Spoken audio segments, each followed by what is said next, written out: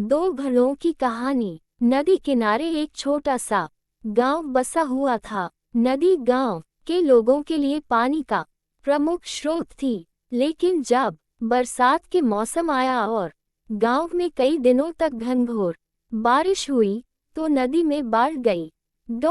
बाढ़ का पानी पूरे गांव में भर गया। मकान पानी में डूब गए।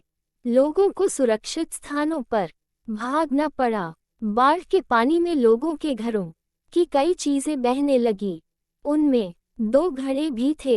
एक पीतल का घड़ा था और एक मिट्टी का। दोनों ही घड़े पानी में खुद को बचाने का प्रयत्न कर रहे थे।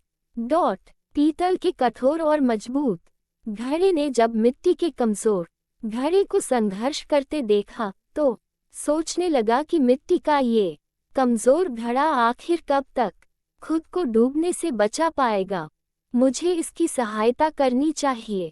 उसने मिट्टी के घड़े से कहा, मित्र सुनो, तुम मिट्टी के बने हुए हो और बहुत कमजोर हो।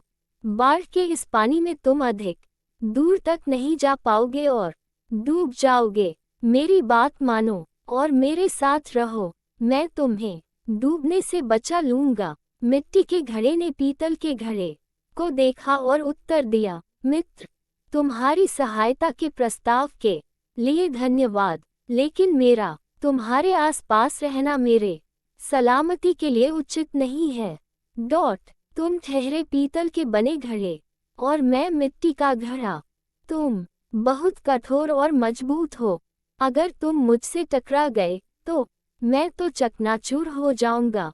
इसलिए तुमसे दूर रहने में ही मेरी भलाई है। मैं स्वयं ही खुद को बचाने का प्रयास करता हूँ। भगवान ने चाहा तो किसी तरह किनारे तक पहुँच ही जाऊंगा। इतना कहने के बाद मिट्टी का घड़ा दूसरी दिशा में बहने का प्रयत्न करने लगा और धीरे धीरे पानी के बहाव के साथ नदी किनारे पहुँच गया। वहीं दूसरी ओर पीतल का भारी घड़ा भी प्रयत्न करता रहा, लेकिन नदी के पानी के तेज बहाव में खुद को संभाल नहीं पाया। उसमें पानी भर गया और वह डूब गया। सीख, विपरीत गुणों की अपेक्षा एक समान गुण वाले अच्छी मित्रता कायम कर पाते हैं।